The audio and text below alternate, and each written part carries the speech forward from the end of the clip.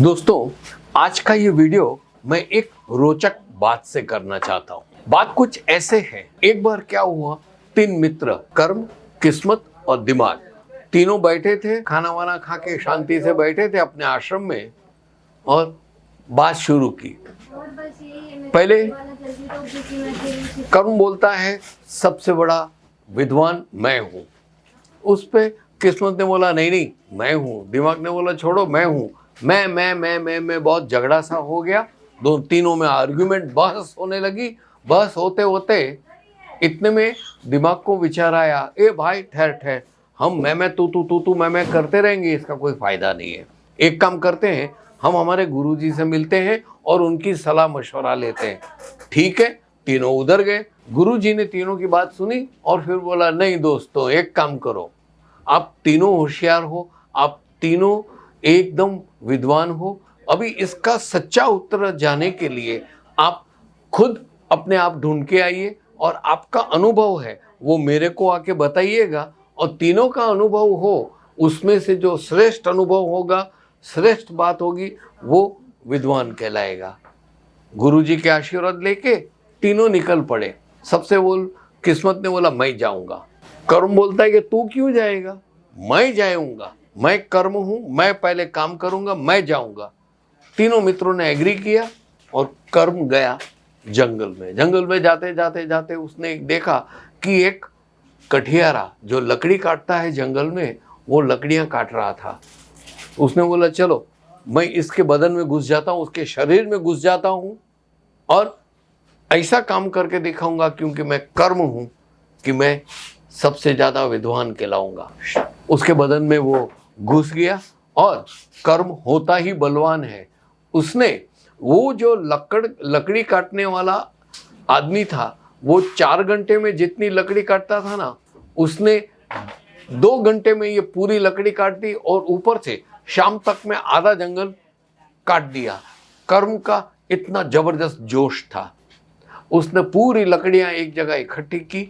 अभी बड़े बड़े पेड़ों की जो लकड़ियां थी वो एक साथ लगा के रखी। अभी उसको वो लकड़ी लेके उसको शहर में जाके बेचनी थी और उसकी जो पैसे आने थे वो गुरुजी के चरणों में देने थे।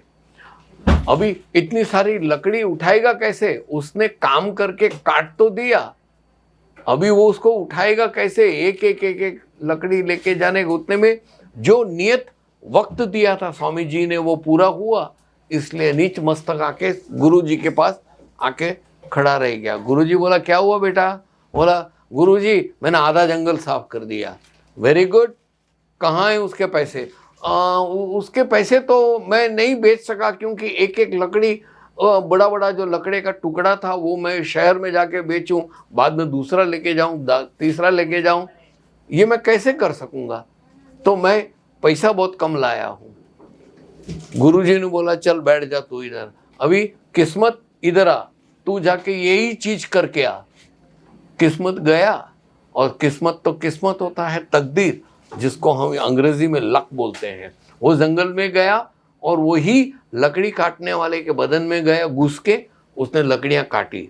उसकी किस्मत इतनी अच्छी थी कि लकड़ियां अपने आप, वो जैसे ही थोड़ी कुल्हाड़ी मार रहा था, लकड़ियां नीचे गिर के जमीन में आती थी और तुरंत उधर से ही एक लकड़ी खरीदने वाला वहां से निकला। उसने बोला आप लकड़ी काट के मेरे को बेचने आ रहे थे? बोला हाँ, चलो मैं तुम्हारी खरीद लेता हूँ, और उसको दुगना पैसा दिया।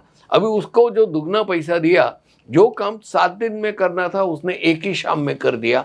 बाकी के 6 दिन वो बिंदास, इतना सारा पैसा आ गया था तो एकदम हाथ में सोने की अंगूठी, कानों में ये वो करके वो एकदम शेरवानी, नए नए कपड़े पहन के शराब, महफिलें, खाना पीना, ऐश आराम करने लगा। 6 दिन में वो बहुत मजे किया और सब पैसे उड़ा दिए।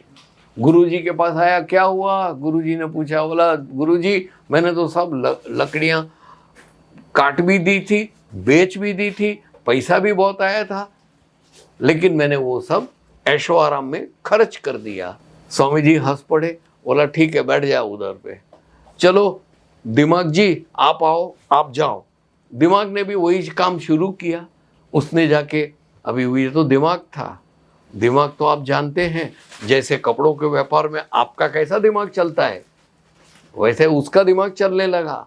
तुरंत उसने जाके वो लकड़ी वाले के शरीर में घुस के शांति से दिमाग लगा लगा के, आइडिया लगा लगा के पूरी लकड़ियां काट दी। और लकड़ियां काटने के बाद हर पेड़ के लंबे लंबे लकड़ी के टुकड़े को आधे आधे हिस्सों में काट के छोटे छोटे बंडल बनाए, और बंडल को बांध के उसने वहां पे एक गधा वहां पे घास खा रहा था, चर रहा था उधर, तो उसको लकड़ियां बांध के वो शहर में लेके गया।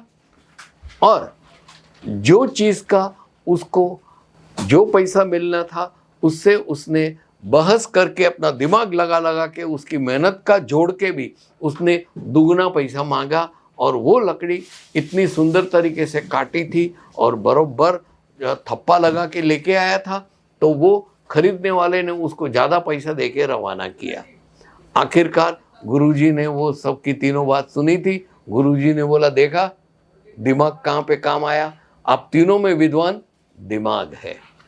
दोस्तों, आज मैंने ये वीडियो इसलिए कहा है, माना कि आपकी किस्मत अच्छी है, माना कि आप दिन में 18 घंटे काम कर सकते हो, मैं मानता हूँ ये शारीरिक कार्य आप 18 घंटे कर सकते हो, लेकिन जब तक आपके पास सही दिमाग नहीं है ना, तब तक आपका कुछ रास्ता नहीं बनेगा, आप सही तरीके से कामयाब नहीं बनोगे। जी हाँ मित्रों, कामयाब बनना है तो आपकी किस्मत और आपके कर्म के साथ दिमाग की आवश्यकता बहुत रहती है। और एक चीज़ याद रहे, जहाँ पे सही दिमाग है ना और सही ढंग से अगर दिमाग चला ना, तो उसके पीछे पीछे आपका कर्म और किस्मत दौड़ा दौड़ा चला आएगा। तो जिसके पास दिमाग है उसकी किस्मत भी सही रहेगी, उसके काम भी सही रहेंगे। आशा है दोस्तों मेरा ये वीडियो आपको पसंद आया होगा। बस ऐसी ही कुछ नई बातें लेके मैं केसरिया टेक्सटाइल कंपनी से आपके साथ जुड़ता रहूँगा और नई नई बातें बताता रहूँगा। आशा है आप मेरी बात अंत तक सुनी है, देखी है और आपने समझा है कि जीवन में सही चीज़ क्या है। बस दोस्तों यही बताने की कोशिश कर रहा था और अपने तरीके से सरल भाषा में आपको समझाया है। आप ज़रूर से इसे लाइक कीजिएगा। और हाँ, अप्रैल मई जून बिजनेस करने का टाइम है। बिंदास हर 15 दिन केसरिया से नया नया स्टॉक जो आता है वो आके खरीद के लेके जाइए और आपके रिटेल आउटलेट में 100% सेल्स करके वापस 15 दिन में सूरत आइए। 3 महीने का तो बात है ना, पूरे साल का जमा करके रखो अपना वृद्धि और तरक्की। तब तक के लिए नमस्कार मित्रों, फिर मिलेंगे। साड़ी कुर्ती या हो लहंगा, सही दाम का